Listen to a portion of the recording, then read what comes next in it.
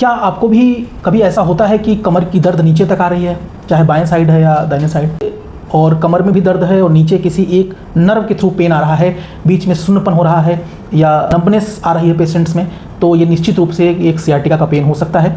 और आज दोस्तों हम लोग इसी सिलसिले में आपसे बात करने के लिए आए हैं और हमारे साथ हैं डॉक्टर आरती मिश्रा, जो स्पेशलिस्ट हैं, specialist physiotherapy in sports injury and musculopathies में स्पेशलिस्ट हैं। और हम लोग आज बात करेंगे सियाटिका, उसका होम्योपैथिक क्या मैनेजमेंट है और फिजियोथेरेपी में कैसे हम सियाटिका को मैनेज करते हैं। तो अगर होम्योपैथिक और फिजियोथेरेपी विद एक्यूपंक्चर का भी कॉन्सेप्ट है उसमें, अगर एक साथ वो कोलैबोरेट हो जाए तो सियाटिका का पेशेंट को पूरी तरह से आराम हो जाएगा। तो हम लोग डिस्कस करेंगे कि एक्चुअली में सियाटिका का कॉज क्या है, सिम्टम्स क्या आते हैं, फिर हम मैम से डिस्कस करेंगे उसमें फिजियोथेरेपी में क्या रोल है, उसका क्या कॉन्सेप्ट है, और हम कॉम्बिनेशन भी देखेंगे कि कैसे फिजियोथेरेपी और होम्योपैथिक अगर साथ में पेशेंट स्टार्ट करें तो उन्हें कितना क्विक रिलीफ रहेगा और जो रिलीफ मिलेगा वो बहुत परमानेंट भी है, क्योंकि इस होम्योपैथिक के कोई साइड इफेक्ट नहीं है। इसी तरह से फिजियोथेरेपी के भी कोई साइड इफेक्ट नहीं है अगर एक गाइडेड डायरेक्शन में किया जाए पूरा प्रोसेस। तो मैम हमारे पास जब हम लोगों के पास पेशेंट आते हैं सियाटिका के पेशेंट, तो बेसिकली यही सिम्टम लेके आते हैं कि उनको बेसिकली कॉमन पेन हो रहा होता है, या पीछे से बताते हैं कि पैर के पीछे से दर्द मेरा नीचे की तरफ जा रहा होता है, और जो है बहुत ही प्रॉब्लम है। ज़्यादातर पेशेंट निश्चित है कि दर्द की दवा खा के आते हैं, एलोपैथी के मेडिकेशन करा के आते हैं। बहुत सारे पेशेंट बहुत जल्दी डिसीजन ले लेते हैं कि सर्जरी करा लो, जबकि फिर से रिकरेंसी हो जाती है सर्जरी के बाद भी रिकरेंसी, क्योंकि कॉज रिमूव हो नहीं रहा है। तो इस तरह के पेशेंट्स हैं हमारे पास। और बेसिकली अगर कॉज में देखा जाए कि कॉज क्या है सियाटिका का, तो कॉज में जनरल कॉज में एक तो सबसे मोस्ट कॉमन कॉज है डिस्क प्रोलैप्स। जी हाँ, बिल्कुल। जो डिस्क प्रॉब्लम्स है आजकल बहुत बढ़ रही हैं, क्योंकि पेशेंट जो है उनका पोस्चर, सिटिंग पोस्चर बहुत खराब है। और डिस्क बल्ज दो तरीके से आप समझिए हो सकता है। एक तो एक सिंगल ट्रॉमा हो गया, यानी कि डायरेक्ट ट्रॉमा हो गया, कभी चोट लग गई, और इसके अलावा माइक्रो ट्रॉमा, यानी कि रोजमर्रा की जिंदगी में जो छोटा छोटा उनकी bad habits because of their posture, वो भी उनकी स्पाइन को उतना ही इंजर कर रहा है। तो ये छोटे छोटे इंसिडेंट्स, जैसे कि प्रोलॉन्ग रॉन्ग पोस्चर्स में बैठे रहना, स्लाउच पोजीशन कॉमनली जैसे लोग करते हैं कि बैठे रहे उसी में काम कर रहे हैं, या फिर लेट के टीवी मोबाइल देख रहे हैं, तो that also puts a lot of stress on their spine.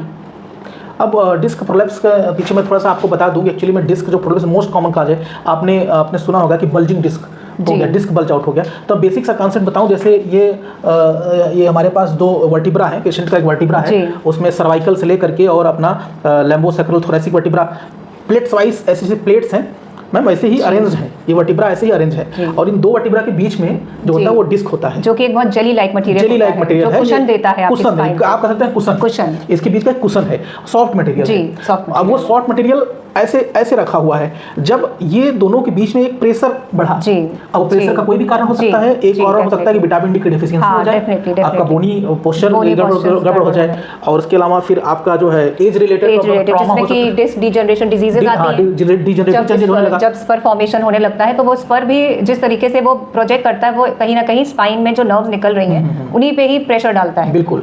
अब ये डिस्क जो है, ये जो इसके अंदर सॉफ्ट डिस्क है, अब ये दोनों तरफ से नर्व की रूट्स निकली होती हैं, ये जो वर्टिब्रा समझिए, इसके दोनों तरफ नर्व की रूट्स निकली होती हैं। बेसिकली सियाटिका का पेन है या सियाटिक प्रॉब्लम है, उसमें जो नर्व इन्वॉल्व होती हैं वो होती हैं बेसिकली लैम्बोसैक्रल नर्व, जिसमें आपका L4, L5, S1, S2 और S3 ये 5 नर्व इन्वॉल्व होती हैं।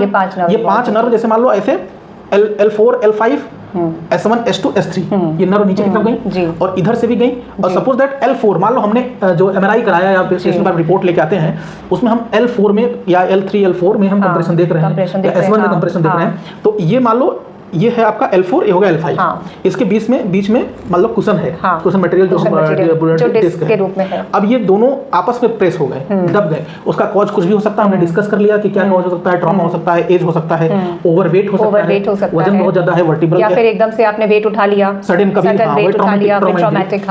तो अब ये हुआ, इसके अंदर जो नर्व है, जो L4 और L5 नर्व अगर है वो कंप्रेस हो गई। अब वो नर्व जिस नीचे सप्लाई कर रही है, पैरों के नीचे तक, हील तक जा रहा है, जिस डर्मेटोम के अलोंग वो जा रही है, यानी जो उसका नर्व कोर्स है उसके आसपास जो भी मसल्स हैं वो उनको इन्वॉल्व हो जाएंगी, वहां पूरा स्पैज़म आ जाएगा। अब ये पूरा नर्व उसी के थ्रू ये पेन पूरा ऊपर से नीचे तक पैरों पे जा रहा है। अब हमारा जब हम देखते हैं कि जो मसल्स हमारी पीछे की, वो पीछे की सार्टोरियस मसल्स हो सकती हैं, ग्लूटियस मैक्सिमस, ये सारी मसल पीछे की हैं, काफ मसल हो गई, काफ मसल्स हो गई, अगर नीचे तक चला गया तो काफ मसल्स हो गई। तो जिस मसल्स को पार्टिकुलर नर्व सप्लाई कर रही है वहां पे वो माइल्ड पेन बिल्कुल।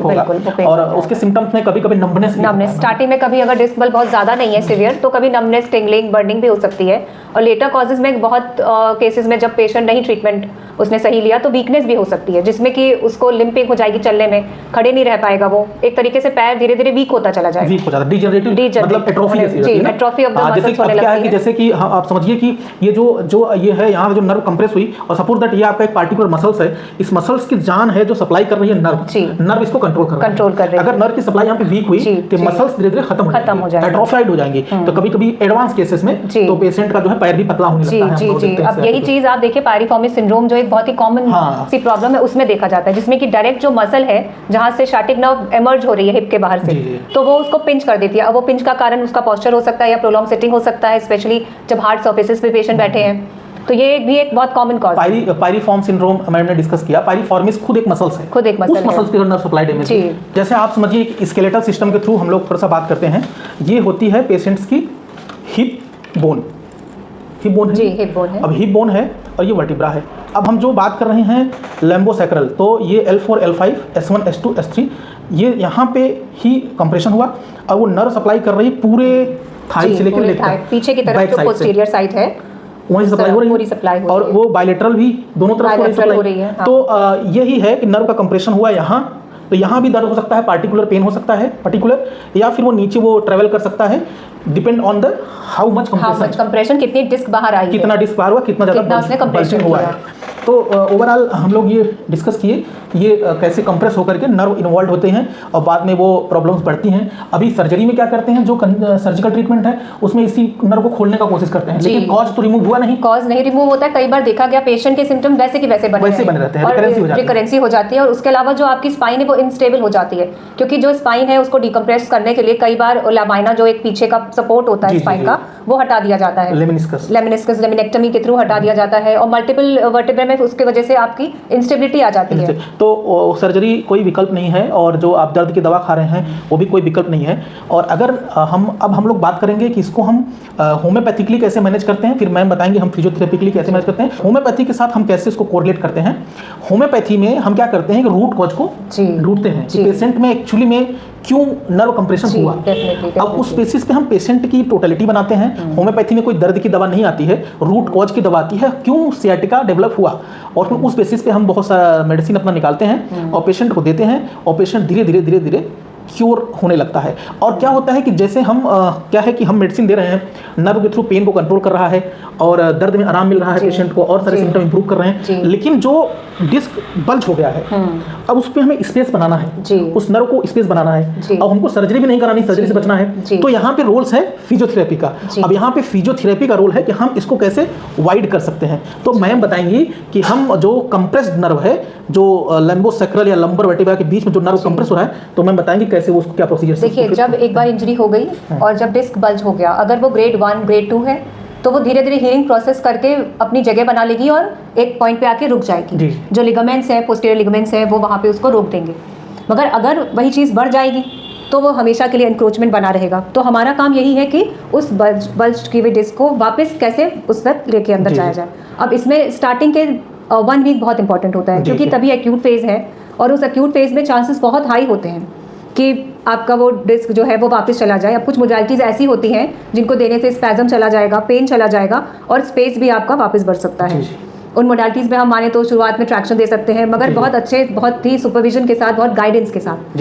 इसके अलावा जैसे जैसे पेशेंट का पेन कम होगा, उसका स्पैज़म कम होगा, फिर हम मसल्स को स्ट्रेंथनिंग की स्टार्टिंग करते हैं। स्ट्रेंथनिंग से पहले जो मसल स्पैज़म में आ गई थी नर्व को, उसके अलावा उनको स्ट्रेच करेंगे, माइल्ड स्ट्रेच। धीरे धीरे वो जब आराम उनमें आ जाएगा तब हम स्ट्रेंथनिंग करते हैं। और स्ट्रेंथनिंग में भी एक तरीके से जो मैकेनिकल लोड है वो इस तरीके से प्रिस्क्राइब हो कि वो और बाहर डिस्क बल्ज ना हो।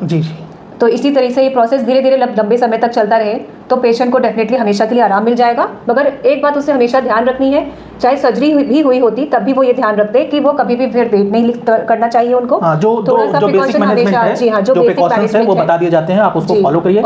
और सबसे क्रूशियल ये भी हो सकता है कि वो अपना पोस्चर भी हमेशा सही रखे। हाँ बिल्कुल, पोस्चर यही सब कॉज हैं, आप कॉज पे ही हम लोग काम करते हैं। और होम्योपैथी विद फिजियोथेरेपी बहुत ही अच्छा रिजल्ट है। और हम लोग जो है कंजॉइंट और एक कोलैबोरेट करके हम पेशेंट पे काम करते हैं। बहुत सारे पेशेंट हैं, ऑस्टियोआर्थराइटिस के पेशेंट हैं, रोमेटॉइड आर्थराइटिस के पेशेंट हैं, सियाटिक प्रॉब्लम के पेशेंट हैं, बल्जिंग के साथ। तो बहुत न्यू एजर में मैम बहुत जी, कॉमन हो गया जी, है, बहुत कॉमन कॉमन होता जा रहा है। नए नए एज के लोग जो है वो अपनी कमर की जी, प्रॉब्लम लेके आ जी। रहे हैं, तो हम लोग उसका एक कंबाइंड अप्रोच करते हैं। जी। तो अगर आपको कोई क्वेश्चंस है या कोई उससे रिलेटेड कोई सोल्यूशन चाहते हैं तो नीचे हम लोगों के नंबर दिए गए हैं, आप उस पर अपॉइंटमेंट भी ले सकते हैं, दिखाना चाहते हैं, या फिर कोई क्वेश्चन है आपका तो आप कमेंट बॉक्स में क्वेश्चन करेंगे, हम मैम आपको रिप्लाई करेंगे।